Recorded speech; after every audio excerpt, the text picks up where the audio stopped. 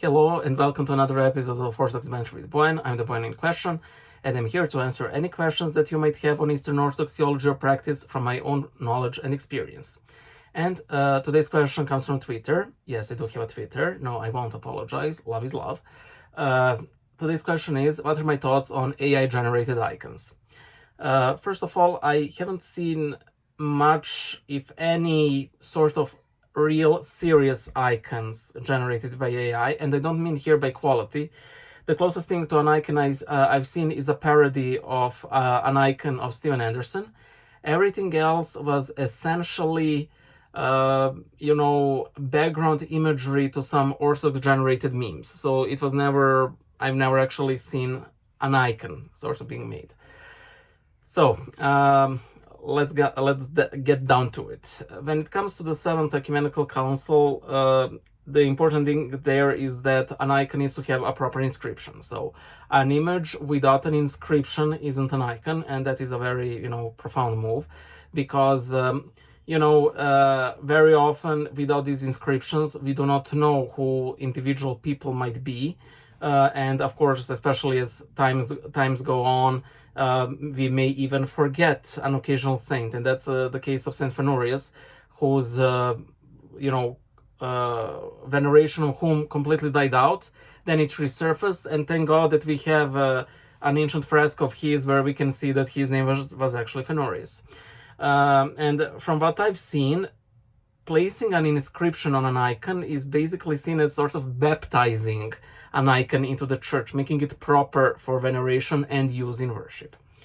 So technically, I believe that a good, proper AI-generated icon could be used. But first of all, it needs to go to human scrutiny. Are there like 6 or 7 fingers? Does the face have some extraordinary creepy looking eyes or something? People are usually saying, oh, it looks demonic. AI is learning just like us humans do, and just because we are desensitized to how children illustrate stuff does not mean that their drawings very often do not approach the territory of Uncanny Valley. And that is why it's such a common trope in horror movies, creepy children drawings. Moving on. Creation of an icon is an act of worship, because when one paints an icon, one is supposed to pray, fast according to the church guidelines, and so on. Such a thing isn't done with AI-generated art. I mean, sure, the person who enters the prompt might pray, but how long does entering a prompt does take, So I honestly believe that while a good AI-generated icon could be used, it is very subpar and preferably shouldn't, because it lacks a very important step, and that is the creation of an icon. Now, people will say, well, yeah, but people use laminated icons, printed icons.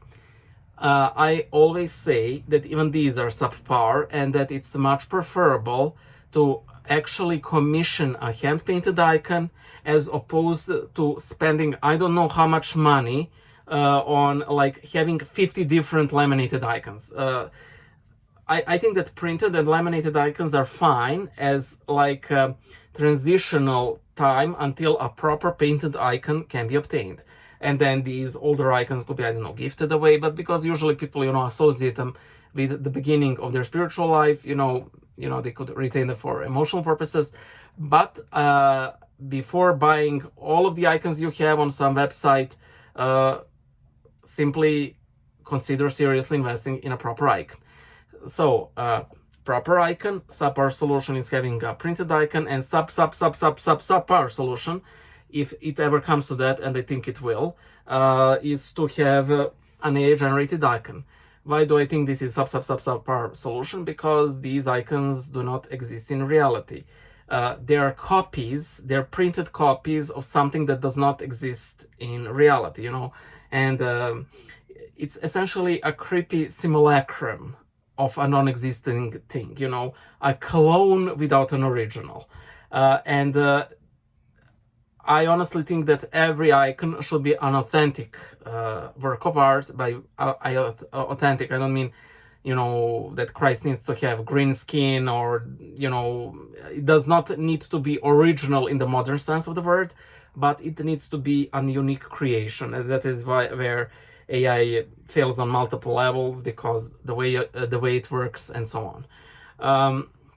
The image I use for this thumbnail, I like to call the Sacred Heart or Immaculate Heart of Galadriel, because AI still has issues in differentiating between religious art and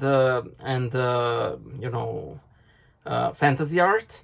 And I know that there will be some atheists who will be, oh, well, because they're the same. Well, no, because so many of fantastic art is actually influenced by religious art. So actually your fantasy is, later concept than religious art. So yeah, it's a jab on you. So that's about it. Feel free to share your opinions. By the way, if somebody's like, no, they absolutely should not be used, I'm fine with that opinion as well.